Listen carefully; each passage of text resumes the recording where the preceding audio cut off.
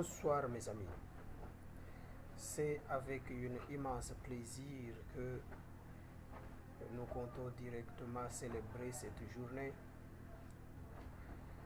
de la Liga Barcelone vous Betis Séville.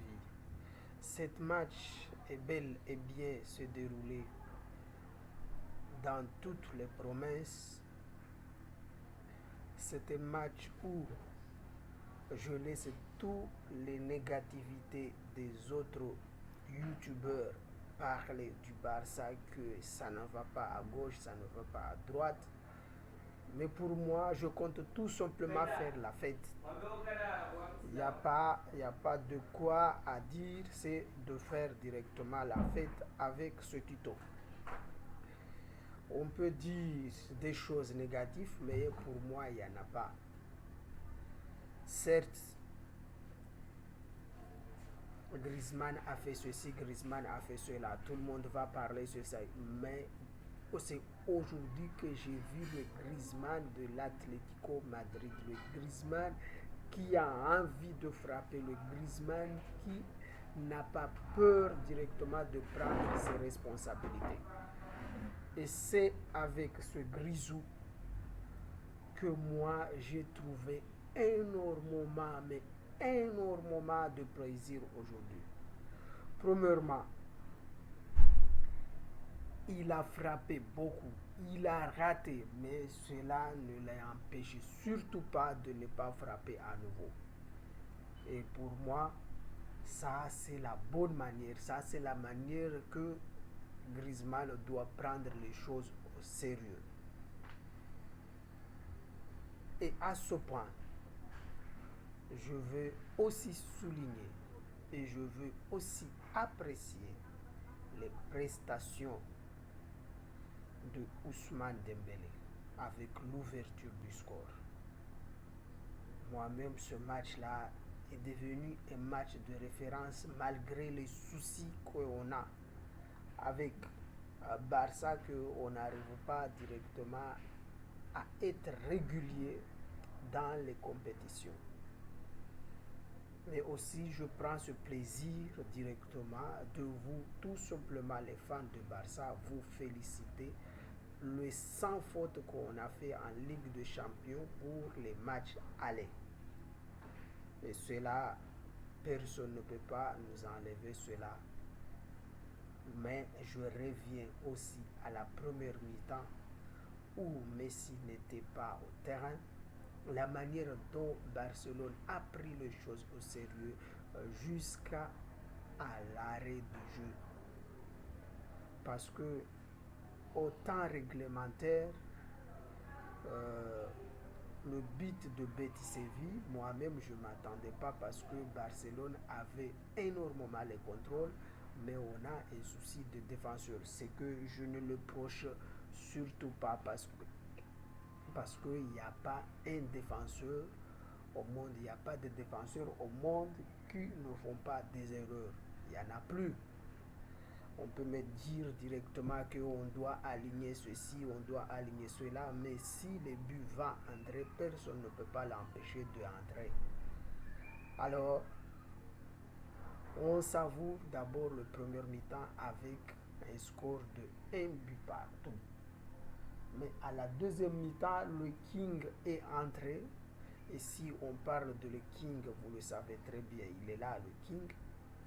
Mais au moment qu'il a entré, au bout de 5 minutes, tout le monde sait le patron du Barcelone. Tout le monde. Rien, rien ne laissait pas au hasard. Et il a fait en sorte que Griezmann se trouve avec une fronde, une manière de voir directement les choses. Parce que le gardien était directement proche de lui. Le défenseur aussi. Tout le monde attendait qu'il va frapper pour qu'il puisse directement contrer le ballon. Mais le King a tout simplement sauté et laissé le ballon passer. Et Griezmann se trouve directement face au camp vide. Il a marqué ce but-là. C'est un but selon lequel il m'a fait énormément de bien. Si Griezmann avait marqué plus de 10 buts sans marquer celui-là, j'aurais dû directement avoir des reproches envers lui. Mais cette situation-là, moi-même, j'ai tout simplement rêvé. J'ai vu comme si c'est le grand Barça du moment où Luis Suarez il était là, Neymar il était là, la manière dont la connexion se passait. Mais j'ai vu aussi un Messi qui cherche aussi encore et encore Griezmann et encore Dembélé. Et là, je crus comprendre que malgré qu'il était au dehors, mais ça lui a fait énormément du bien d'entrer en cours de match. Et mes amis, Messi a marqué le premier but dans une situation selon laquelle lui, il voulait franchement marquer, mais l'angle était déjà fermé par le gardien Claudio Bravo. C'est un gardien de la maison aussi, c'est une légende de chez nous à Barcelone. Mais il a trouvé Dembélé, dont Dembélé l'a frappé d'une manière que le défenseur n'avait pas le choix que de glisser sa main pour qu'il puisse directement faire sortir la balle dans le cage. Mais cela a conduit le penalty et le carton rouge à la 70e minute si ma mémoire est bonne. Alors, au moment que on a marqué ce but-là de penalty, on est venu directement à 3 buts à 1. Mais comme vous le voyez directement que Sergio Busquets, Sergio Roberto monte beaucoup, là il y en a aussi de failles que moi-même je n'ai pas du tout apprécié aussi le changement de Trincao parce que Trincao ne joue pas comme Dembélé. Dembélé il accélère mais en même temps il recule totalement pour défendre et cela conduit le deuxième but de Betis Séville selon laquelle eux ils se voient comme si ils en aient l'occasion directement d'égaliser parce que le match est presque terminé à la 81e, à la 80e minute. Mais ce petite 10 minutes là a conduit directement que le géant avec un passe sublime de Sergio Roberto a fait en sorte que Messi a marqué son premier but dans une situation énormément très dynamique de phénomène barcelonaise qui a conduit directement le quatrième but. Il aurait dû directement aussi marquer encore un autre but. Mais Sergio Roberto a continué directement à centrer les ballons et a permis aussi à Pedri de marquer le cinquième but. Alors, pour moi, et toute fan de FC Barcelone qui me regarde, il n'a qu'à directement faire la fête. Il ne doit pas penser à midi 14h.